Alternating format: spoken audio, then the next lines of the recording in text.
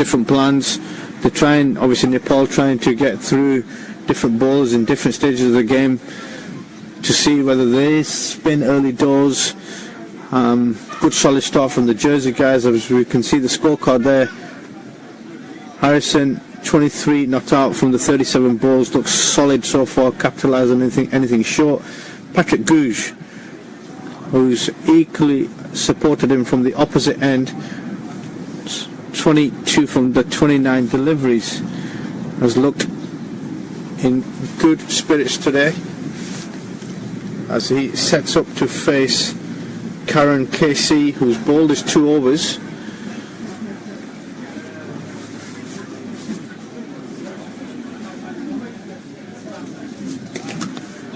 Nice shot from Gouge.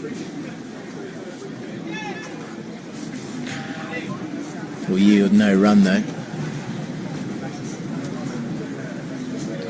And Karen KC, who we were pretty impressed with in the first game, he had the unenviable task of holding up an end whilst Hemant Dami had all the success from the far end with the new ball spelt on Monday. Do you think this is the reason why he's come up from the other end? Wanted a taste of the action. Swinging in there at the pads, bringing the stumps into play, but Gouge in his busy style scampers up to the non-striker's end just for a single. So very good opening partnership, just 3 away from that 50 mark now.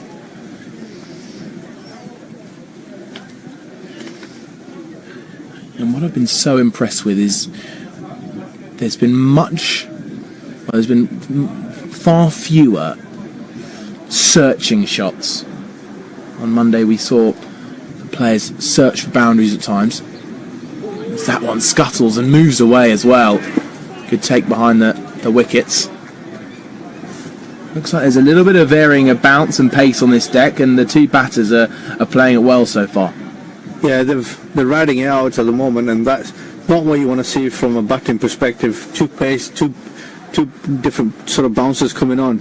Obviously, from a bowling point of view, you know, it's a good sign, and you want to keep that as straight as possible. But yeah, I got to agree with you. Jersey have done fantastic. They've really homed in on their skills this morning. The 2 batters have made some excellent decisions, good cricketing decisions, and they've been really clinical. Carl Lyon gives a rash shot as Yadav steams in from fine leg. They get back for a second run. The opening pair. Potentially a little bit of frustration, or is this just Carline trying to remain positive and look for almost to get the pressure back on the bowler? I think he might have heard me on commentary. I think it could be a double ploy. You're right. It could be a little bit of frustration there. Maybe the ball before's playing up on the mind, which potentially could be from a batting perspective, but not a bad play to run down the ground and see if you can hit it over mid-off.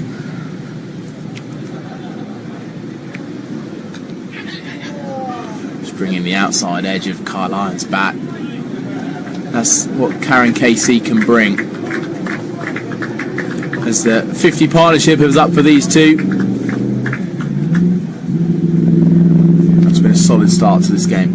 It has, and I'm sure the management team are ticking the box for the first 50 has definitely come to Jersey. I think that's a really solid start, and they've looked good. They've tried to put the bowlers off the line of lengths. They've been very clinical in their decisions, when to play, when not to play, and they've capitalised on anything that's short and wide. There's a short and wide ball. It's been put away with brilliant style from Patrick Gouge. Picked up on it so early and skipped it away to the boundary. Impressive cricket shot, and swivelled on it, helped it along its way to fine leg, but with some real intent. Interesting question here to Nepal now. They've got to find a way on how they're going to break this little partnership that's coming along.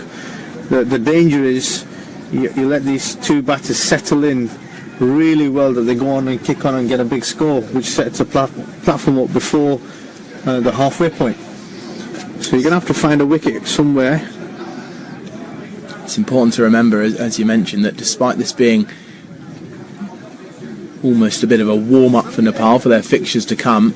Actually, it's an incredibly important game for them, and one they'd want to win. And Jersey is as being seen as the underdogs coming into this one. They'll be looking to show up Nepal and get a good win here on home soil. But Gulshan Jar is going to come onto the bowling. Enough spin now from the pavilion end, and a good spell from Lalit Rajbanshi comes to an end. What do you know about Gulshan Jar? Good quality cricketer, good all-rounder, fierce batter, but he can do a job with the ball as well. And I'm sure he's another one of the seamers who's going to be looking to attack the stumps, cause a little bit of trouble with the variation. Looks a strong cricketer. Well, let's see what he can offer.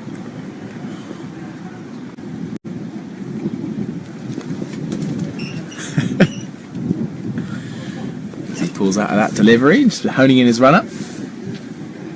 Not that strong. He's just building it up, Kaz. He's just building up the tension. He knows what he's doing. Carline's got a little bit more time to think about this first delivery. Did get a big gush of wind coming through as he was just about to go past the umpire, so maybe that's just put him off his rhythm as he's about to attack the crease. He'll have to get used to it. Big breeze coming across the ground. And he starts well, and Carline plays him equally well down towards third man. And that's a shot I like to see. That's a shot I've been impressed with from the Jersey batters. And whilst Nepal was so good at building up that pressure, joining the dots in the first game, actually Nepal haven't bowled much worse, but it's bowls like that which are on a good length, and Jersey have been able to manipulate them for singles.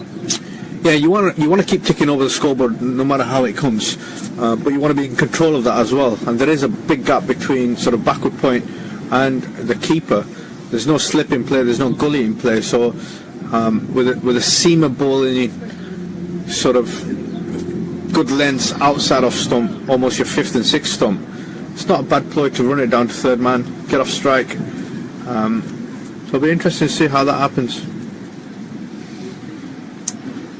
And a sign there of Googe really going after a wide one, going out with hard hands, almost because, as you mentioned, because of that lack of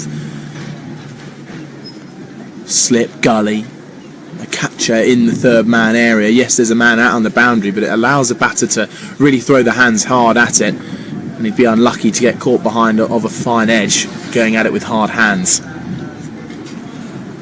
But here's Gulshan Jar.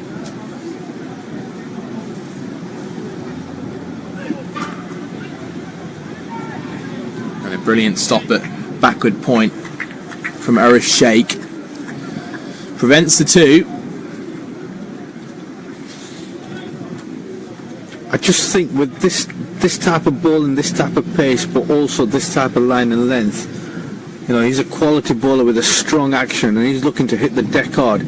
I would probably just like to see somebody just in that gully region, really tighten up that gap.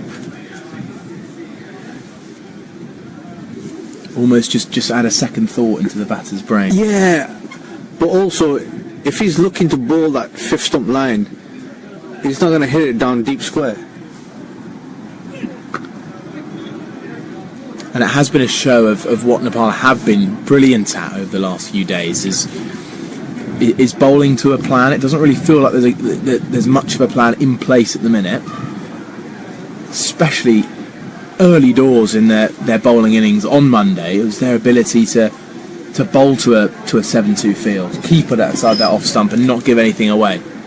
Yeah, and the fact that the 6 down in a matter of 20-30 minutes kind of helped the cause, but it was an attacking field with excellent relentless bowling coming on, so you want to continue doing that as much as possible. Good shot for no run there.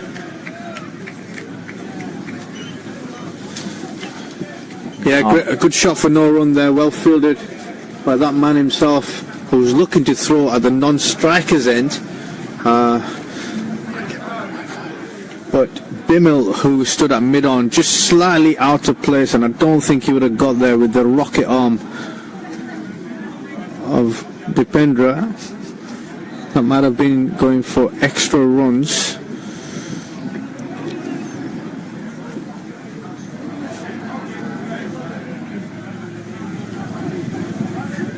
Ooh, quick bouncer. Wide given. He looks incredibly unimpressed with that one. But a well-targeted short delivery that looks like it brings a good amount of pace, skidding off this surface. And it's actually the end where we saw Julius Samaroa bowl with brilliant pace and bounce. And Gulshan's Jar is showing a sign of it again here. Yeah, and as I expressed before, he has got a strong action. He does hit the crease hard. He's got a lovely rhythmic approach to it. But there is a strong bowling action. Once he hits that front foot, really comes down with a hard length delivery.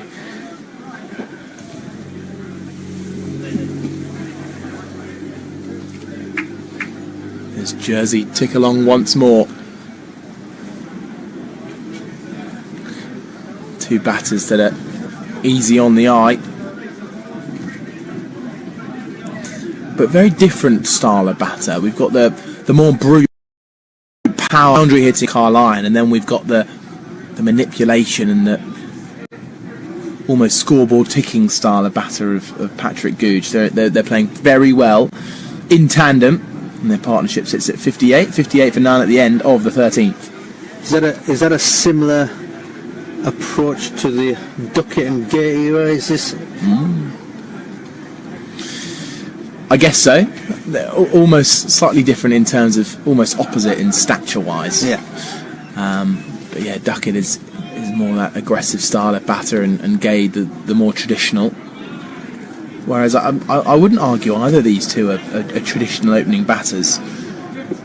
They're almost two that would also settle quite nicely into the middle order. Yeah, they've done well. Good platform for Jersey. They've really looked to see out the new ball from both sides. Lots of changes going on from the Nepal bowling team, as we see another change from the deep end as Nandan Yadav, the number 22, comes on to bowl. Another strong seam bowler who's got a lovely rhythmic action, quite high in his approach, with a little jump, vertical jump. He's got a great approach. It'll be interesting to see how he extracts anything off the pitch.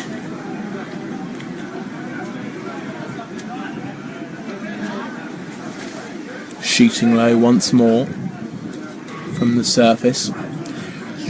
We've mentioned it a few times, but on the whole, this pitch is a great one-day wicket. It's offering enough for bat and ball. We've seen balls whiz past the outside edge, and we've seen balls clatter away to the boundary.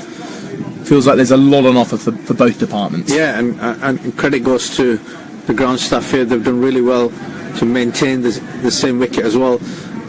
Great cricket wicket. I think there's a lot to offer. There's something for everybody there. Yadav gets one to tail back in. And Googe, I think, thought there might have been a fielder in the ring there, because he sprinted to the non-striker's end as if a throw was about to come in. Literally, no, actually a 2 was on offer. And I think it was Harrison who was looking for the 2, yeah. Turned around looking for the 2, only to see his partner 20 metres past the umpire, who wasn't interested at all. Must say, I'm really enjoying watching Googe go about his business today. Yeah, he's looked strong. He's looked good, and it'll be a real confidence booster for him as well. 29 of 36. He's played really well. Played the short ball really well. Carline just punching it, timing it away through the point area. Picked up by Ishan Pandey.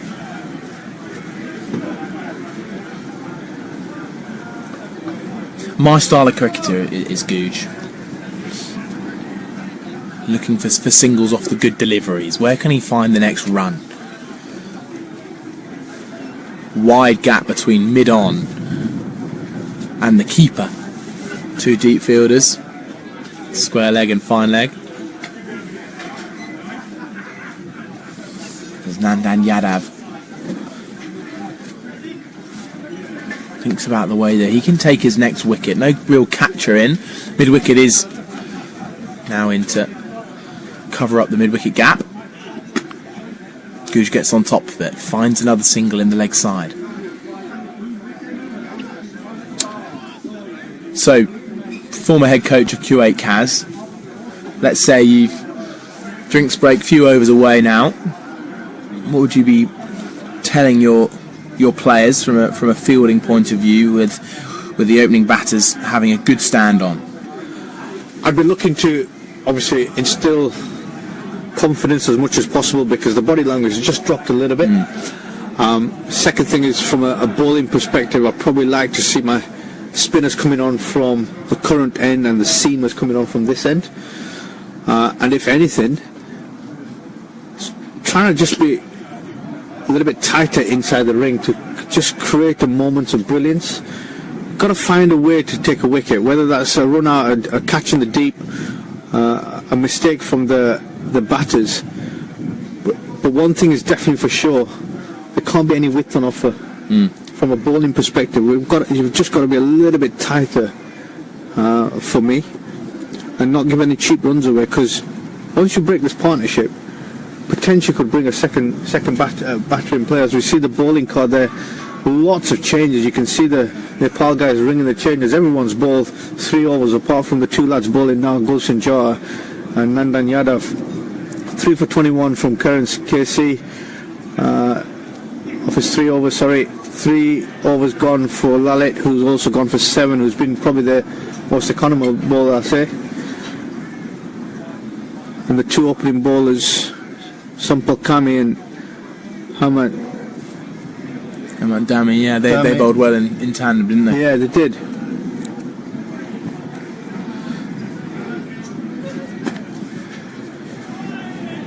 And from Jersey's perspective, this is, the last over, that was Gulshan's first over against him, so they probably wouldn't have faced him or seen him before. They've probably seen a lot of videos of him, but you can see he's got a very different approach, a little bit taller than Sampal. Looks to hit the deck harder, so the bounce is coming harder and hitting the spice of the bat harder. Poses different threats and different challenges.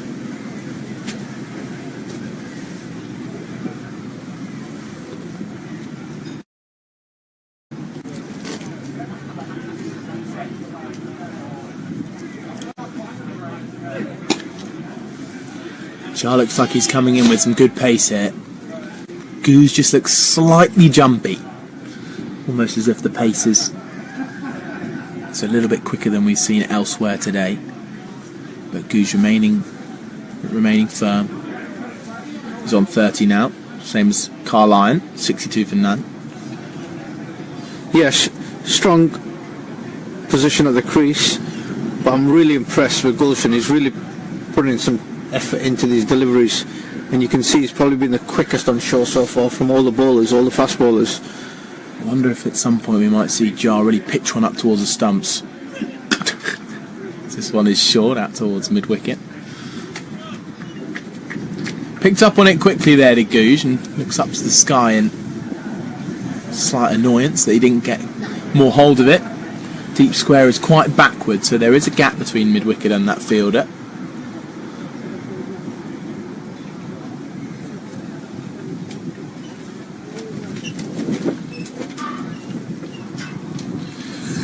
But just for a bit of context, in the first game, Jersey were 62 for 8 when they got to this total.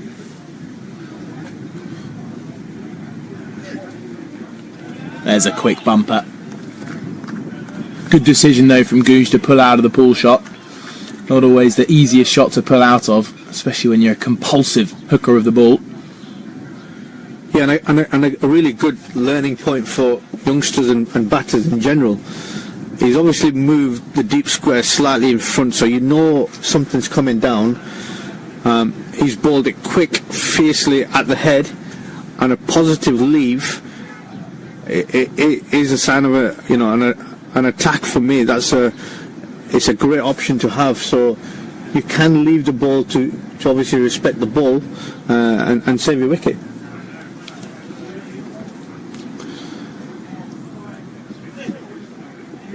Tickled away, didn't quite get enough bat on it to scare the boundary. It's been picked up by fine leg for a single. Now, it's a definite plan now from Nepal to target the two deep fielders out at square leg and fine leg with the short ball stuff. But I really am thinking that they're pushing Googe slightly on the back foot. Carlyon is now on strike, and I wouldn't be surprised at some point if Jar just, when he's ready, bowls a full, quick Yorker. Yes, a variation ball. Yeah. But what we also haven't seen is a variation from the seamers. Yeah. So on this pitch where you can see it's a little bit two-paced, we haven't quite seen that just yet. And a top edge runs away for 4. And the picture of Jar tells the story, hands on head, as he knows the plan almost came into fruition. But that ends the over. Jersey will take the boundary, they'll move on. It's 67 for 9 at the end of the 15th.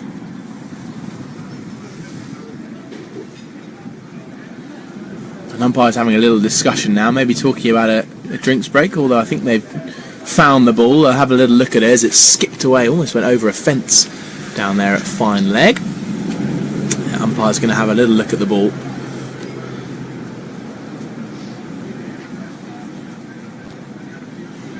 That's back in the bowler's hands.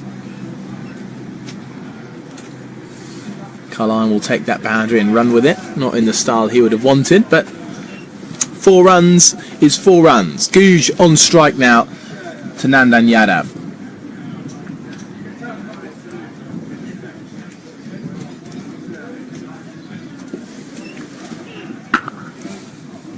Googe pulls away well, and it beats the diving fielder. Brilliant shot. The short ball didn't quite get up on the opening batter, and Nandan Yadav almost just looked like he tried to go in the helmet region. It didn't quite get up, and Goose punished it away for 4.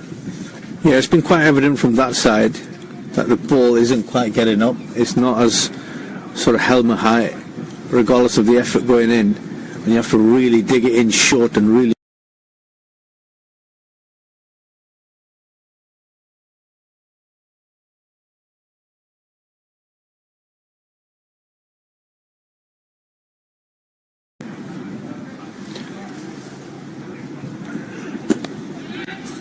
There's another nice shot. Beats the diving mid-wicket. And Googe goes back-to-back with 4s. And Nandan Yadav is missing his mark at the minute. And Googe putting him back under pressure. Jersey now 75 for none. Yeah, two very different deliveries. Slightly off the mark. Great from Googe, who's just crashed into the delivery. One sort of just in front of square, a deep square, and one in front of mid-wicket. Looks solid. But Nandan's got his work cut out here. He's really got to find a plan that he's going to have to stick with.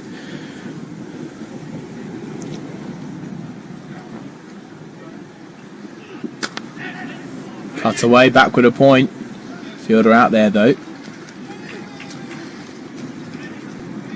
And Googe moves to 39.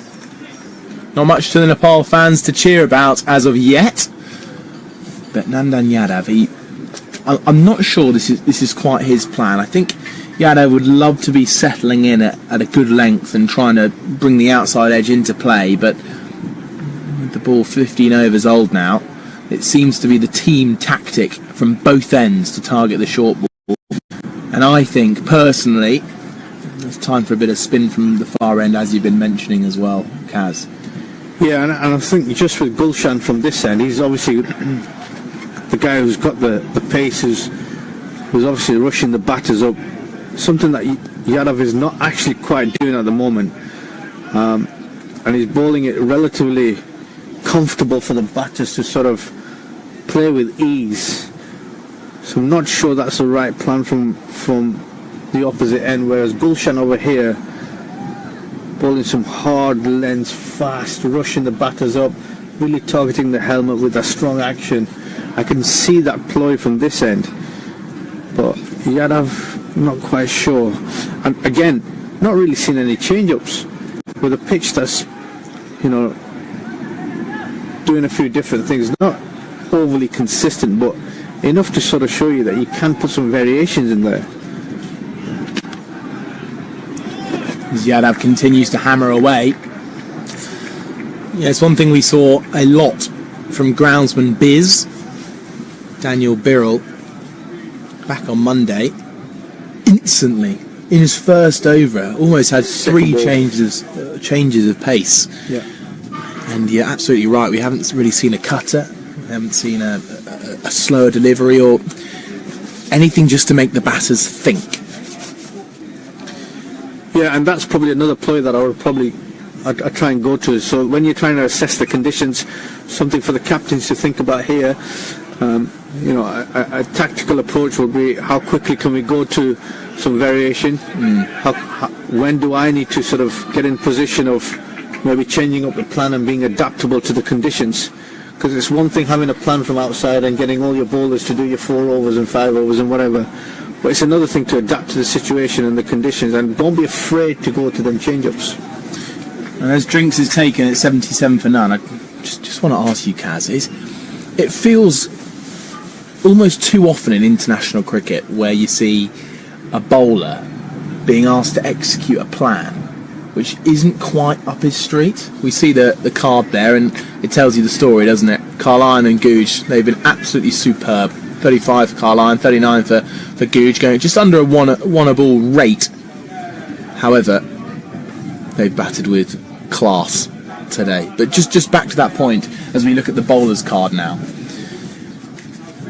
Kami and Rajbanshi, very, very economical. Going at the mid-2s per over. Dami not quite as successful as Monday, where he took 4 wickets in the game. But Gulshan Jar also showing good signs and good pace. So it feels, as I mentioned, it feels too often sometimes in international cricket where bowlers are trying to carry out a plan which doesn't quite suit them. Is that something you discuss as a team and you think, yeah, we're not going to have Nandan take on the short ball ploy, we're going to bring him on at a different point in the game, or do you expect a professional cricketer to be able to carry out any plan that's almost asked of him?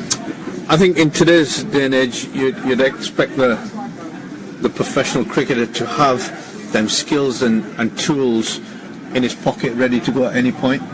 But again, you've got to look at the strengths and weaknesses of a bowler, and if you're asking somebody where the build and the body and the strength might not be there to bowl 6 bounces in a row or challenge the hip as often as possible, you know, you can see the contrast difference in the two physical elements from the two bowlers on shore. You might be asking them to do something out of their natural ability, which can cause injury in the long run, which can put a lot of impact on the body, which the stress is not required. But also, you might be taking the bowler away from his natural game plan, which has got him to this level in the first place. So, you know, you want your bowlers to be resourceful as much as possible, but you also want to make sure that the bowler has the ability to turn around and say, well, my success rate is this, I'm learning this, and it's not quite ready, and I'm trying to back this up in from a bowling perspective. And so there we see Stuart Law, head coach of Nepal, talking to his players. Let's put you in that position again, Kaz. Bit of confidence boosting going on, a few people sat down, a couple of heads dropping, and what do you reckon they'll be talking about tactics wise? I think the key thing here is just to try and find a wicket. Stuart Law, known him for a while now, he's a great individual with lots of cricketing experience, but also lots of experience as head coach, been around the world, had lots of different challenges. He'll be, you know, he's done a fantastic job in Nepal since he's been involved, and they've gone from leaps and bounds, and they've really shown the tagline of the cardiac kids have calmed down a little bit. So I'm sure he's trying to instill some, tactics in there which they might not be able to see on the pitch. And you've got to try and simplify as often as possible. You cannot keep going in there and saying, I want you to do these 5 or 6 things. Maybe 1 or 2 things just to sort of, remind people and certain elements. Maybe a fielding change, maybe a tactical move that might not be so evident or visible that you can see from the outline, but you can't see from inside. So,